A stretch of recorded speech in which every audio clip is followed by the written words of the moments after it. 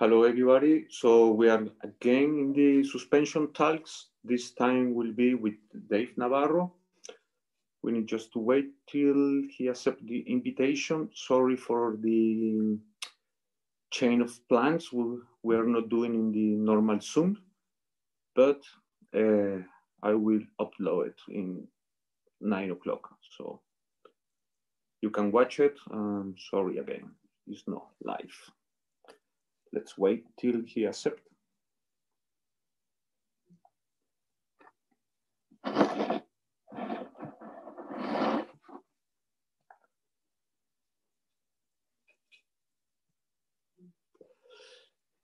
we go.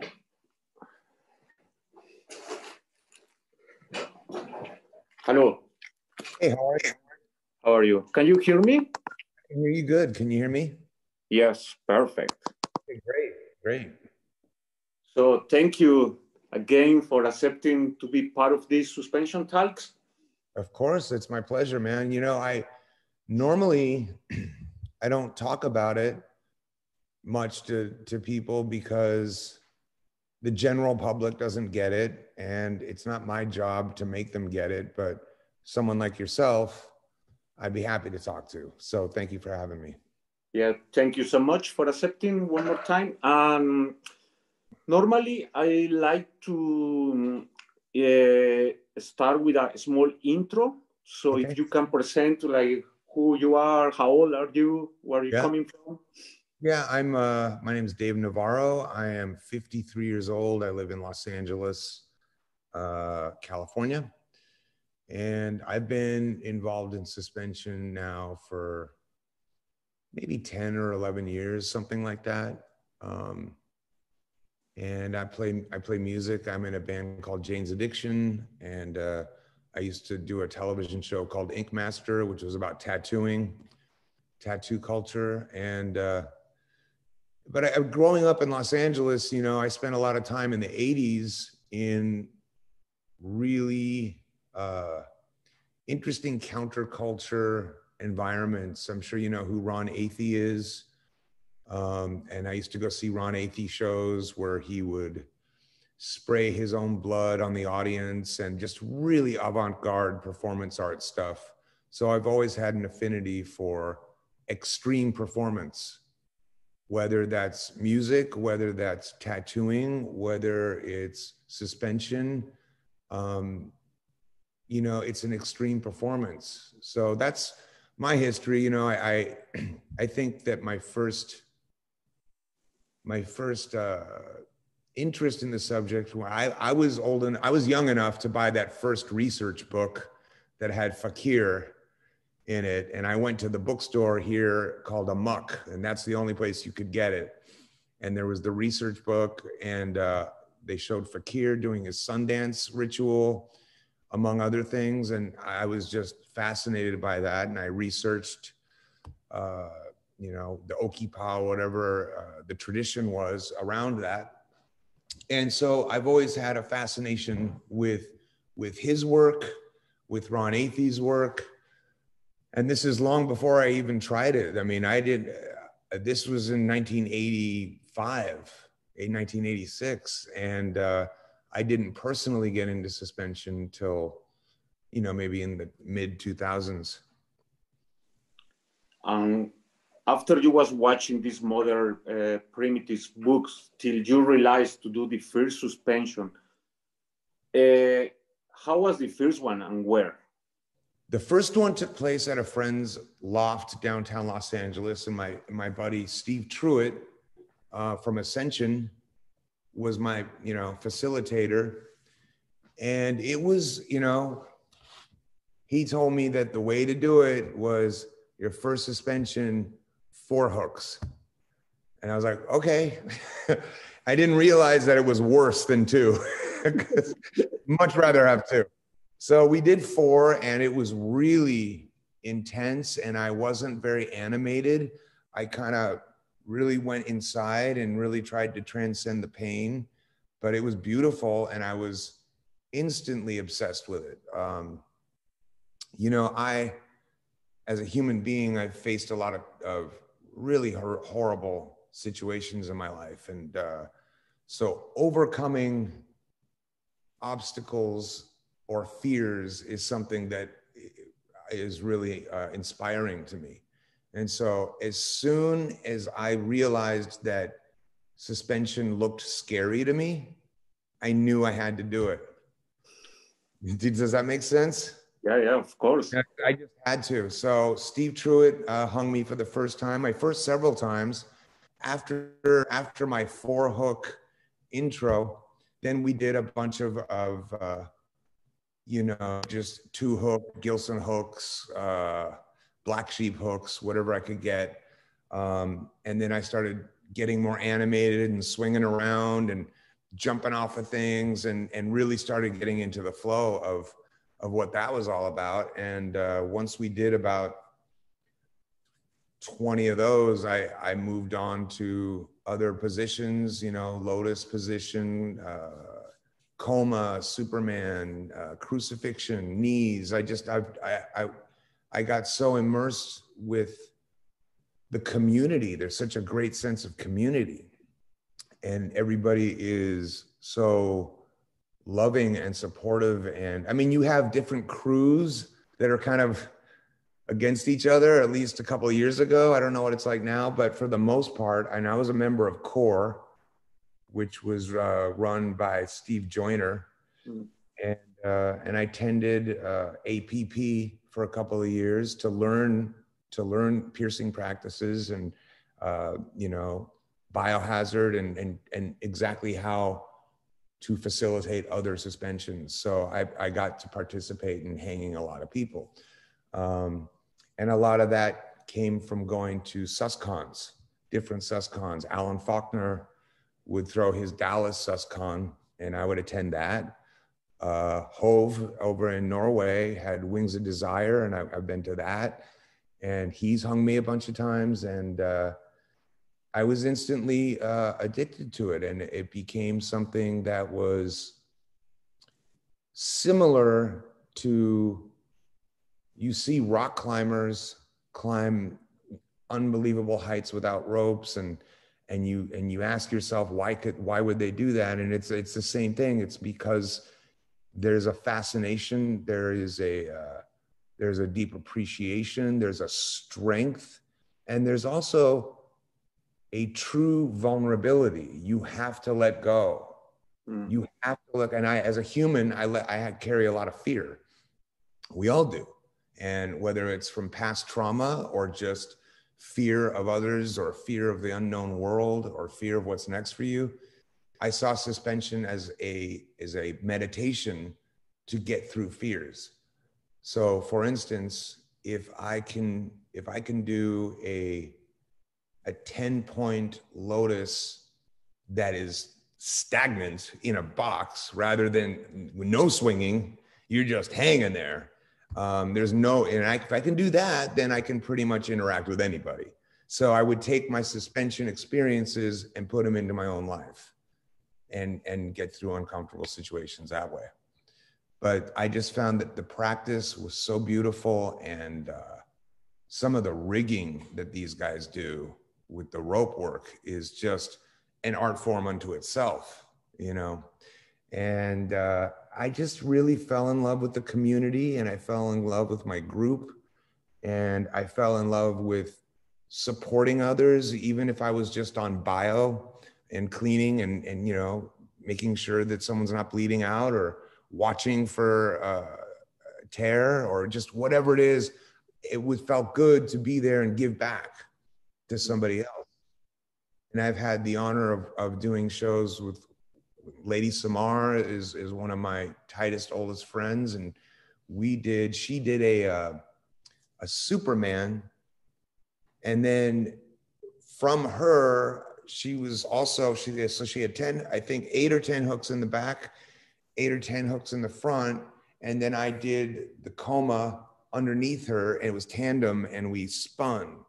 And that was a really beautiful experience because she was one of my closest friends. So we really connected on a really deeply profound level.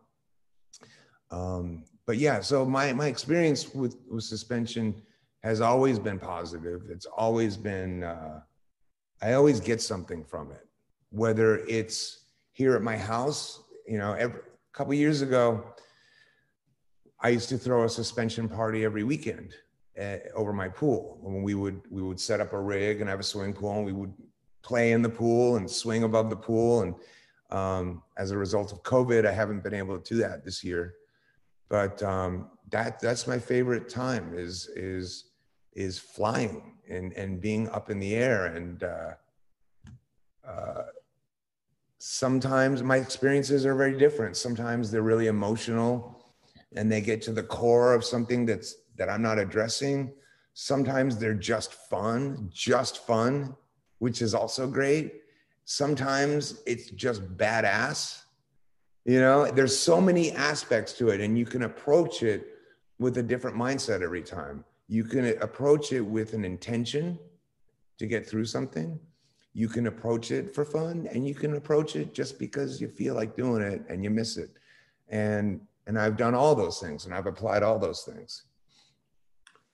So about your personal life, do you think after the first suspension changed something? Change something? Yeah, in your personal way to see things? Yeah, I think like I said, I think that after my first suspension, general everyday run-of-the-mill things that used to be scary weren't as scary anymore. It almost gives us a superpower because now we know what it's like to move through something that the general onlooker would have no concept of understanding why we would do it. But once we get through that, then in my everyday life, in my relationships, I can remind myself I do have that strength. I can get through whatever the situation is. A lot like yoga. I mean, I practice yoga too. And sometimes yoga is just about holding the position and breathing through the discomfort. And I would say that suspension is a lot like that. And it gives you a chance to mentally and emotionally travel and leave if you want to. And I've seen some pretty incredible religious experiences happen for people. I don't want to say religious, I'll say spiritual. Spiritual experiences whether it's a single hook chest suspension. I've seen lots of people lift from their face. I've seen lots of people jump so the hooks do tear out of their skin because that's what they want. I've seen it all. And everybody's intention is different at different times. I also like the balance beam where you have two people swinging. And I've done that quite a bit with a few people. Certainly those are usually done at conventions and suscons because we have the space and we have the rigging and we have all the setups and all the biohazard material that we need right there. But yeah, I mean, it's been quite a ride. And, the general public and my music, since I play music, my visibility is a little bit higher because of the music business. And a lot of the music fans don't like it and question it. And, that's not my problem, and we laughed about it before. It's like, does it hurt? Does the skin rip? And I'll just say this just to get those questions out of the way. Of course it hurts. If you puncture your skin with a needle, it's going to hurt, right? That's not what it's about. The idea is about transcending that pain to get to the place of pleasure. So the amount of pain for me is that big compared to the gift. You know what I mean? So it's like you can stub your toe, but you can end up going to Disneyland.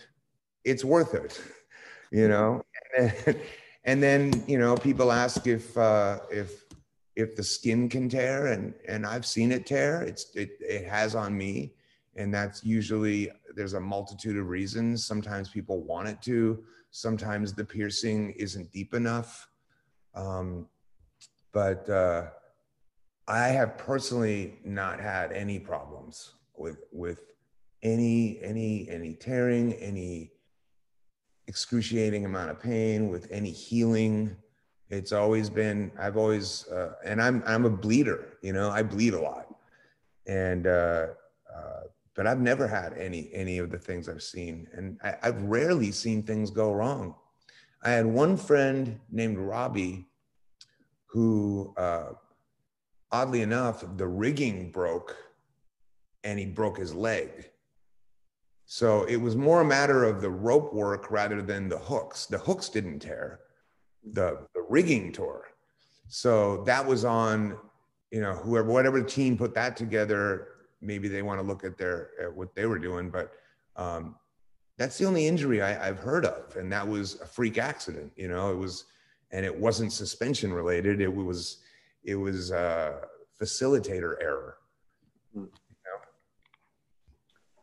Yeah, and for the people who don't know, normally the suspension crews, they use like professional and super strong equipment, and we are controlling all the time the situation. So I believe everything is under control. I agree. Of course, like could happen accident. It's like in everything could happen. No? So. Oh yeah, I mean, you can slam your hand in a car door. It's the same thing, you know. Or what are we going to not live our lives? And one of the things that I loved about it is that you know, when I was 15 years old, my mother was murdered, and so I have always had trust issues with people, you know, and it's hard for me to trust people. But when I'm going to do a suspension, I have to place all my trust in my team that they have me. So it was a counter gift to be able to practice that and learn how to let go and say, these guys got me. They're not going to let anything happen to me. We got one person watching the blood. We got one person watching the ropes. We got one person just watching me. Everything is, you know, is sterile. New gloves every time, no matter what. And it's funny. The first time I threw a hook, and this is a terrible story, but it's funny. The first time I threw a hook, I took my glove and I went to put it on, because you see it in the movies, you know, the doctor's office, and they were like, no. I was like, what? And they're like, don't blow into it. So I had to learn there's a way to pull the glove out of the box. Like, you can't just grab the glove. Like, you can't touch the outside of the glove. So I learned that lesson. It was at a private house. So we laughed about it. It was funny. But yeah, so I really got into throwing hooks for people and really being a part of their experience. I went out to the New Mexico desert and I did a tandem resurrection, which was, you know, from here, which was really beautiful. But I have to say that my favorite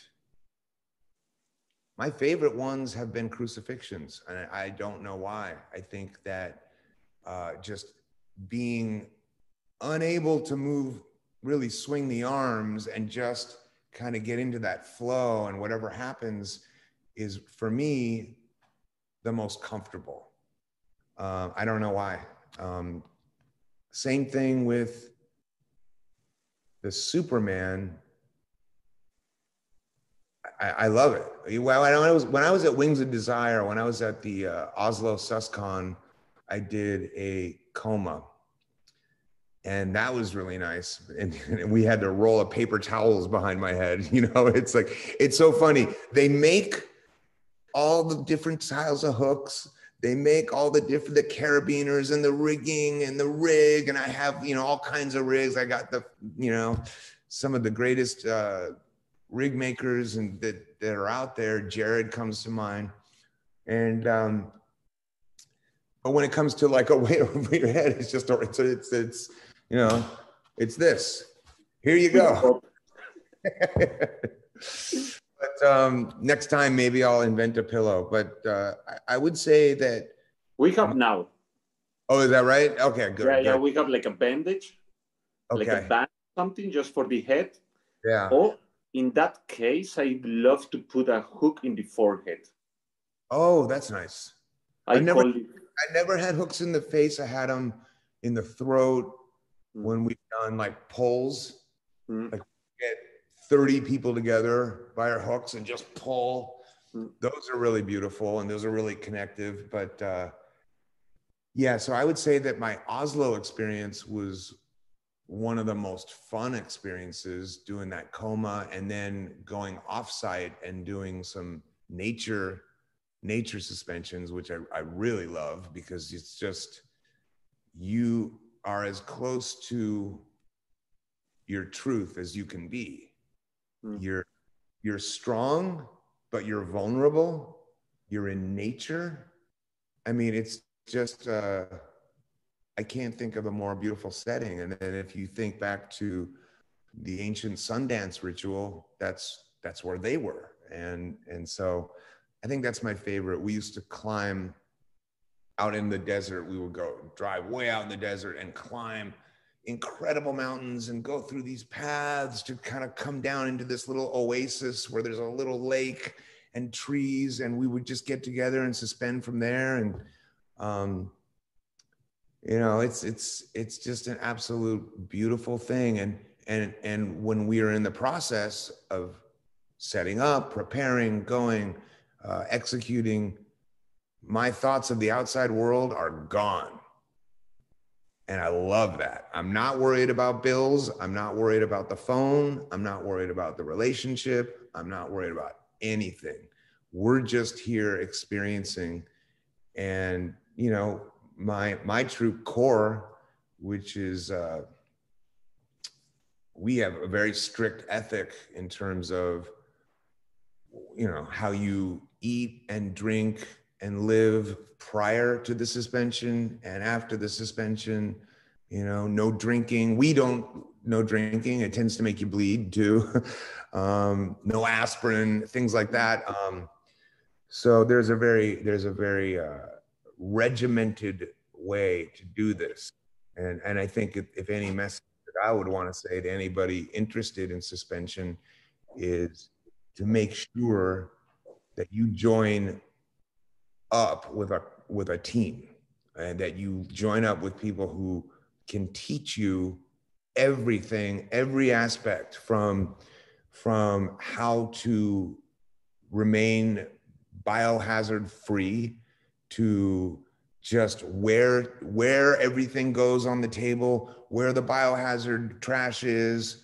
Change gloves over and over again as many times as you have to. Every time you touch the rope, you change the glove again. Like, we do it like clockwork. So it's absolutely crucial for the safety of others that we do that. So I've never done a suspension under the influence of anything. I kind of would like to. I'm thinking more psychedelics than anything, but I've seen it done, and it looks like a blast. What your family thinks and friends about your suspension life? Well, my family is very used to me doing stuff that they don't understand. You know, I've been that way since I was a teenager. So, you know, my father doesn't love it and he doesn't want to watch it, but he is happy that I found something I love. And that's what matters, you know? And so they're supportive, and some of my friends don't get it, and those are the ones I don't explain it to. Like, if you don't get it, then there's nothing I can say that's going to make you get it. If you're either interested or you're not interested, and that's okay. It's not for everybody. But like I said, I mean, this, for me, it goes back to that first Modern Primitives book. And then years later, flash forward, I had an opportunity to do a show with Fakir, with Core in, I believe, Atlanta. So we did, or Ohio, I'm not sure where it was, but Fakir was doing some polls. And so he polled a girl he pulled a girl up. So he was connected to the girl. She was on the ground and he backed up and she raised. And I was playing drums and we created a musical installation performance. And Cora is very, very interested in the beautiful, they really like try to put on a show that's beautiful and well thought out and has music. And there are members of Core that don't suspend, but they provide music, or they provide, there are people that are just on bio. There are people that go up every time. And it's nice to have that kind of a community where everybody's valuable, everybody has a job, and it's a family. So you find a new family. Yeah, well, then you find a new family within your team. And then if you are lucky enough to attend SUSCons, then you meet family all over the world, So as a member of Core, I would go to the Wings of Desire. Are they still called Wings of Desire? Or are they called something? They are. Yeah. So as a family member of Core, I went to Oslo and worked with Wings of Desire, and now they're my family.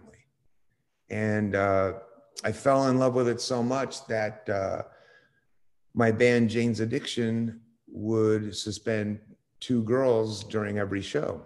So we would come out at the end of the show, and then there would be 2 girls, and we'd lift them up when we play the last song, and they would be going like way out over thousands of people.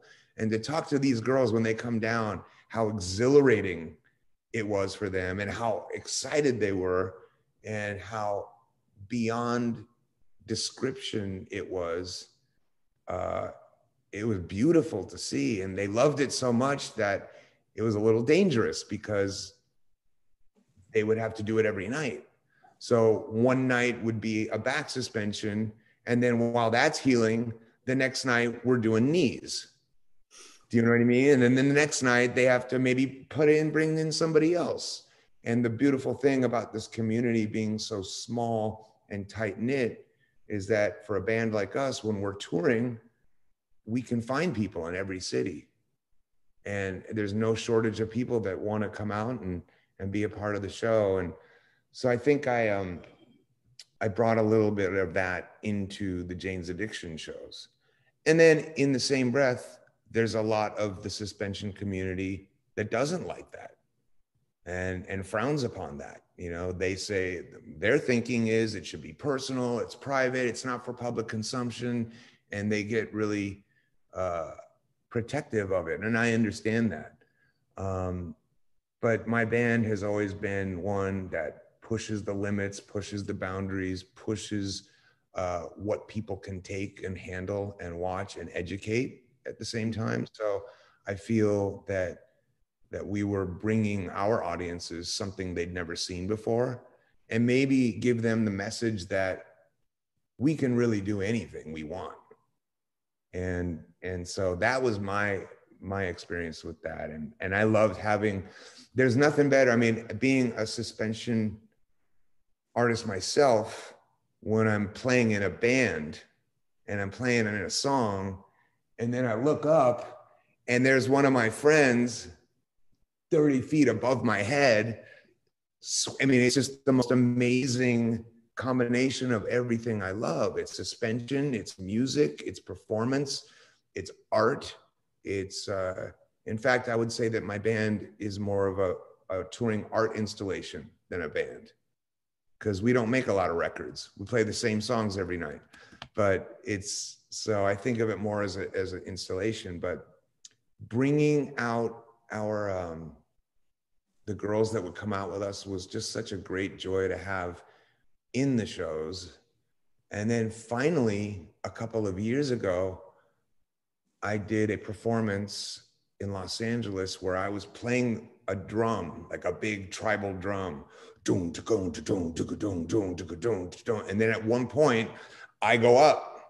So now I'm up in the air with drumsticks and I'm flying over my own band, looking down at them, and they're playing and looking up. And it was just incredible. So though that's my experience with it in a nutshell. But I mean, are there any specific questions that you want to ask? Yeah, no, we're good.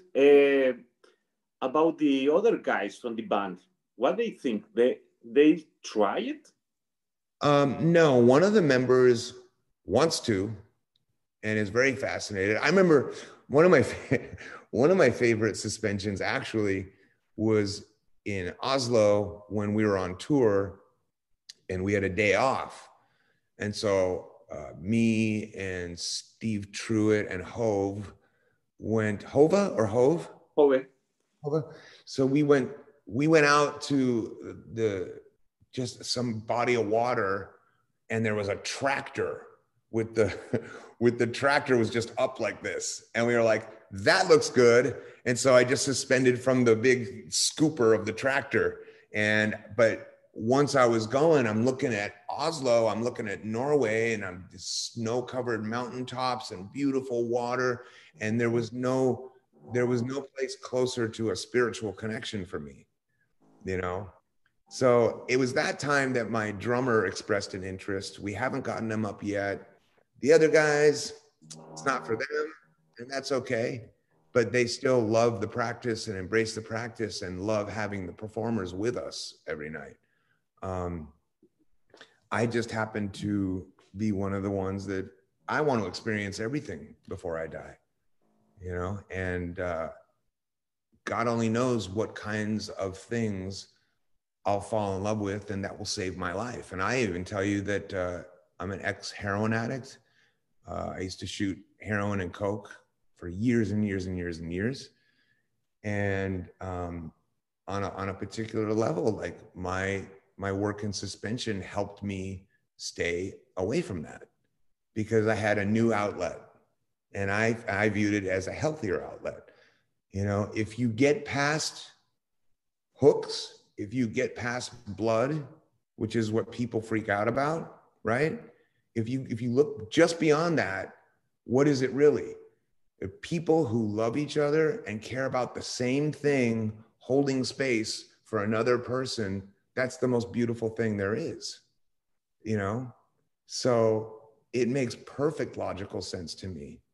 There's another friend of mine, Brian Decker, who is an amazing body modification artist. He did a lot of the scarification that I have in New York. And he put me up with my first chest suspension. And that was the most intense suspension I've ever done, without a doubt, like without a doubt. And I had done so many that I was like, this will be no problem. Do you know what I mean? And then once we got up and my feet were like barely off the floor, and I was like, okay, go. And we went up. It was like this is another level. And then I really got a deep appreciation and understanding of the Sundance ritual, which I mean, back then they tore through, right? I mean, they let it tear. The American Indians. So, but that was the most intense one. And I'll be honest with you, I probably won't be doing that again. I did it once. That's all I need. Was enough. That's plenty. It's like I went up and I was like, take a picture. And they took a picture. I was like, get me down. So, I was up maybe 2 minutes. I guess that's all I could do. But I've seen people do single hook, where just one single hook right here, all the way back, almost in a resurrection pose. And it's just the most stunning thing to see and be in the room with. So I've tried just about everything I can think of except for the face, which that doesn't really appeal to me either. But I don't think it's something I'll ever stop doing. I mean, just last year we did maybe 6 of them in my backyard with my pal Matt Brawley, and his girlfriend, and we just have a wonderful team of people that come together, and we celebrate, and we listen to music, and we fucking make jokes and laugh and have a great time, and we throw people up over the pool, and it's all very safe, and I just adore the community. I adore the practice. I adore my team. I can honestly say that I've never had a negative experience of any kind. Even when I've seen people get injured, to watch people come to their aid, you know, and a lot of these practitioners that we work with are also body modification people. So they're right on site to stitch somebody up if they need it. They're right on site to, you know, handle any situation. And it's self-contained, and there's no authoritative figure or permits or any bullshit like that. It's just, we got this. Don't worry about it. We got it. We have the training. We have the knowledge. We know better than anybody else that's in an authoritative position on how to do this practice safely and effectively. So that's what I love about the SUSCons. And as you get to meet other teams, other people, you get to learn other techniques. You get to watch people in the orb that spins around, like going up and side down, and all. It's just like the most inventive stuff. And even the people who create the rigs or do the rope work are doing some next level stuff that's just art unto itself. So to be a human being within that art expression is just fantastic. Yeah, it's amazing, these suscons, man. What I really like it is like the way you can share, and everybody's like no egos. The most of the time, the ego, we leave it outside, and then, okay, let's share and The learn. label? Ego. The label. Ego. What do you mean? What do you mean? Ego. Ego, yes. And I think that's really interesting you brought that up, because when I first got involved, because I play in a rock band, people were very skeptical of me. You know, they thought, oh, here he comes. He must think he's really a badass, and now he's doing suspension. Who does he think he is? And blah, blah, blah. You know, I got some shit for it, you know, but I stuck with it, and I let that shit go in one ear, out the other ear, because I know that I checked my ego at the door. Because in order to really have a full experience, I can't bring my ego into it. Do you know what I mean? So when I walk into a SUSCON floor, or if I walk in with my team, we're all just human beings, and we're all just there doing the best we can to help one another achieve what they want. And I think that it's a lesson for the world. If the world operated like a suspension team, we would have no problems. You know what I mean? It's crazy, because your team is your family, and they got you no matter what. The world doesn't have us. The government doesn't have us. The police don't have us. Parents don't have us, but your team has you. And that's where I learned to relearn to start to trust people. And it came directly as a result of my experience with suspension and the body modification world, and the tattooing world. You know, I started getting tattooed at 17. And back then, you know, you got a tattoo and then you moved on, and then another year would go by, you get another one. And then, you know, sooner or later you're covered. Some of them are great. Some of them are terrible, but you love the experience, you know, and they mean just as much to you. I have some work by some of the greatest artists in the world, and I have just hand-poked shitty ones that I love just as much, because it's the experience. So I think that going from the tattooing community at 17, where in Los Angeles there were basically two shops that you could go to. There was Spotlight, which which is still, it was still up and running. Bob Roberts was his tattoo shop, and then there was Sunset Strip Tattoo, and I think there was Tattoo Mania. So there was only like 3 shops. So there weren't a lot of tattooed people back then in Hollywood. And nowadays, you know, so you had to earn your stripes over the years, you know. Nowadays, kids just get blasted their whole arm in one sitting, you know what I mean? And they look like they've lived a long time, but they really haven't, you know what I mean? And they're still soft inside, Yeah. which is okay. And I'm not talking shit. I'm just saying, like, for us back then, it was before the internet, before cell phones. And so having artwork, having tattoos, and having a certain stylistic approach, you were sending signals to like-minded people to say, hey, I'm one of you, you're one of me, we can connect. You know what I mean? Now it's a little bit, it's a broader world, and I don't know if it's a good thing or a bad thing, but it is what it is.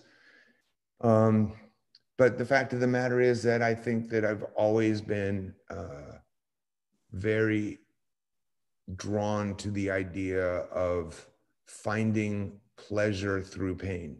So, for instance, sitting through a really uncomfortable rib session of tattooing is pretty rough, but afterwards, it's almost the endorphins combined with the sense of accomplishment, combined with the fact that you have a beautiful piece now, hopefully. You know, sometimes they don't end up so good. I mean, I've seen guys just dig into the ribs, like, and I'm like, oh my God, what are you doing? But, you know, I'm not a tattooer, so I can't say anything, you know, that's his style. But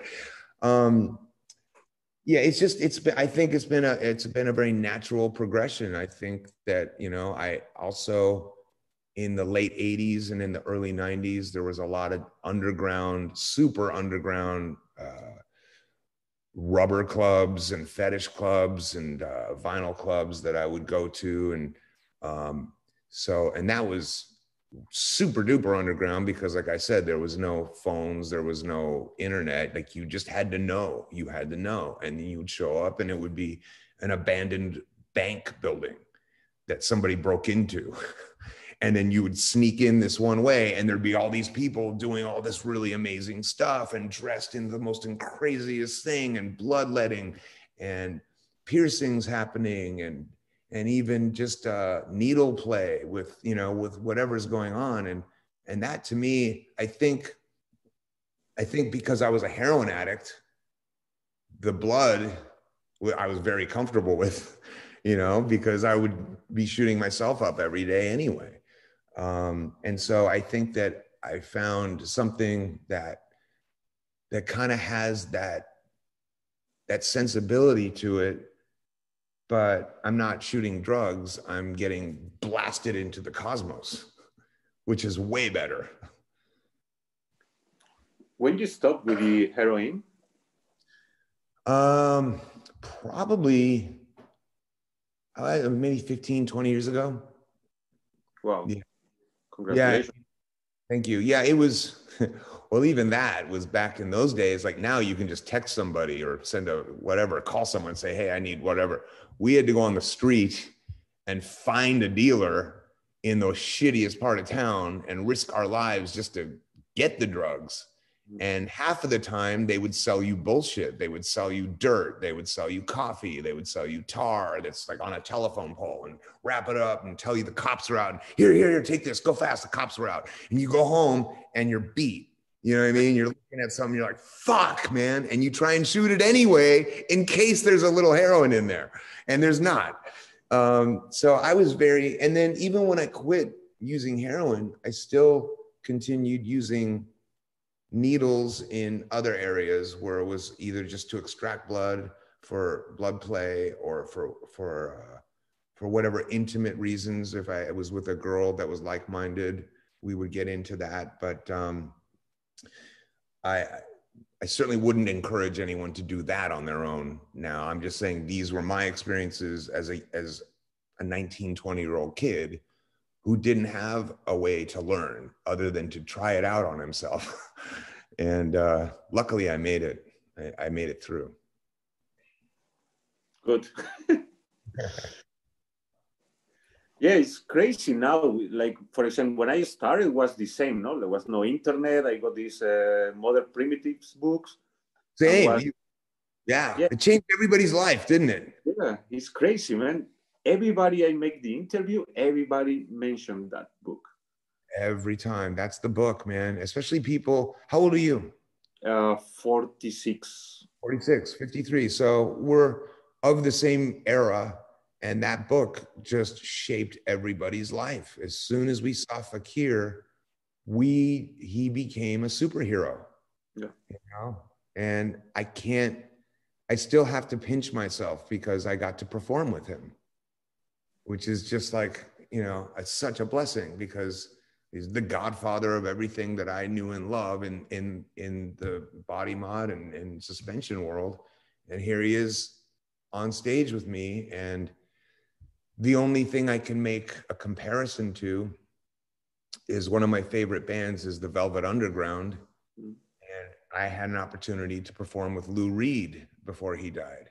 So my two highlights of my life are Lou Reed and Fakir. And that's it. I was with my mom in Mexico and we went to the LVPs, like a body piercing congress, like the APP. Yeah. And Fakir was there. Yeah. And I introduced my mom to Fakir because, hey, mom, like we went to the Vatican like 1 year before. Hey, you want to meet the Pope? Did you say, Mom, it's his fault? Yeah. They are in the same level. Oh, that's so beautiful. What's the name? I'm blanking now, but what's the name of the artist who did the ear implant? Sterla. Yeah. I got to meet him too. He's amazing. Just amazing work with him. So, and forgive me for getting his name. It's early here in Los Angeles. It's 10 a.m. But man, what a ride it's been. And I've just met some of the most amazing people along the way. People like yourself, like me, to anybody in the outside world, they look scary because they see all the piercings and the thing. But the truth is, we're more in tune with who we are than they are. Yeah. And I don't mean that in a judgmental, not in any hierarchical way. I just mean that we have been willing to explore ourselves and push our own boundaries to see where that envelope is for ourselves. And the rest of the world hasn't had the opportunity to do that. So I think that with suspension comes a responsibility to carry oneself in a way that can still tell that message to others, even to others who don't suspend. Because it's really a powerful lesson. So what's the best gift you got from suspensions? Oh my God, I've had so many. I think there's interpersonal growth that if I put my mind to something, that I can do it. Because when I first started, I didn't think I could do it. I thought probably what many people think is that it would hurt, it would be scary, would I fall, would I rip? I had all those. So then I walked through that step and I was like, okay, that doesn't happen. And then I walked through the next step, and then I went through the next step, and then I started getting more intricate with positioning. And I taught myself that if I really want to accomplish something, that I can, because even the pain is just part of the process to get to the other side. And it's that way in life. I mean, we all face challenges every day, and some people run from their challenges and other people take them head on. And I think that suspension and a lot of the suspension community has learned that we take shit head on. We don't run from shit. And that's how I want to live my life. Good. Let me see. How you see also the evolution of body suspension when you started till now? Well, I mean, when I started, it wasn't as well known globally, except unless you were in the community. And I think now the world's more aware of it. But I've just loved watching the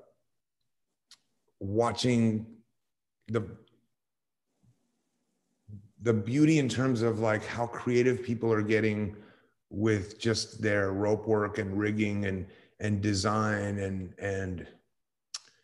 and just their techniques, and to, you know, it's not just a suicide. It's like there's ropes going every which way, and it's they're making these like cosmic geometric shapes that are just like incredible, you know, mandala shaped ropes going, and it's incredible to think that there's a human being in the middle of that, you know. And I've loved watching that progression.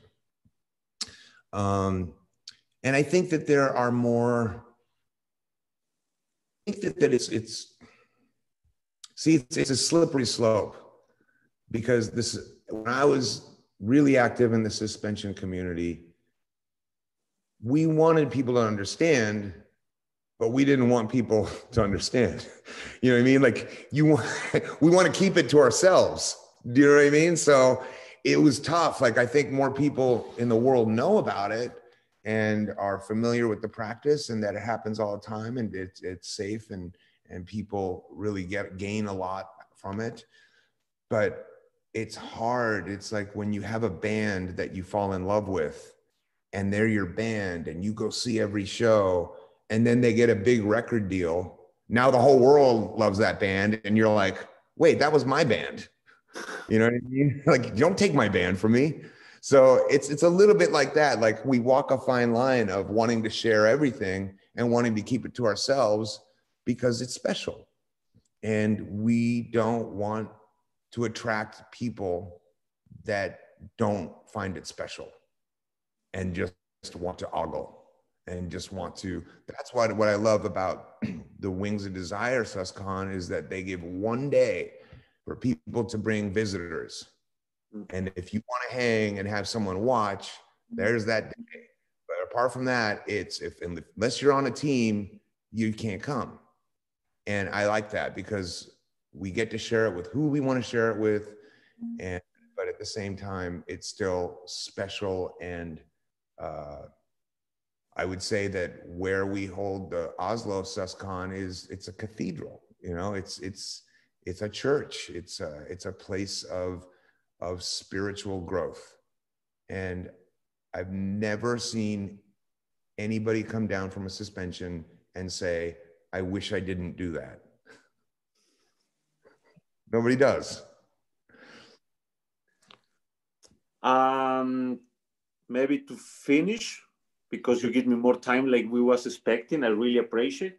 Oh, sure. Let me tell your viewers too, I apologize. Normally he does this on the Instagram feed, but I got pressed for time, so we're recording this on Zoom. So apologies for not being able to be there live, but we got it. We're getting what we get, and yeah. This has been great talking to you, by the way. Thank you. Thank you too. What do you like to say to the people who never suspend? Not to convince them, but if you want to say something. Because will be a lot of people will watch this and they never suspend. So yeah. I don't think I have anything to say to them. You know, I really feel like either this calls to you or it doesn't. You know, it called to me. I almost didn't have a choice. You know, I was just in the right place at the right time with the right people. And I was at a piercing studio, and my buddy was doing yet another septum piercing on me. I must have 6 holes in there now. but and while he was doing it, I looked at him and I said, I think I'm ready to try suspension. And he said, great. When do you want to do it? So that just came from a natural progression. Nobody suggested it. Nobody pushed it on me. Nobody said, come on, you'll love it. I had my own interest. And I got to a place where I was ready to do it. And I think that for anybody who's watching, who doesn't know much about it or who doesn't understand it, I don't think I have anything to really say. I mean, there's lots of things that people don't understand and I can't help them understand, but I would say that I would assure them that what I do want the general public to know is that all of us in the suspension community are very well trained, are very well educated. We practice safety protocol, which is priority number one. We practice biohazard contamination techniques so that there's no cross contamination, and there's a very strict guidelines in order to do this safely, and those are the protocols that we incorporate. In fact, we go to conventions to learn these protocols, to get taught these protocols by different teachers, people who've been doing this for many, many, many, many years, some of the greatest pioneers of piercing in particular, to teach how to safely do this. So whereas like a random viewer in the world would say, well, that's strange. They're just out in the backyard and they threw hooks in and he goes up. No, that's not what happened. We took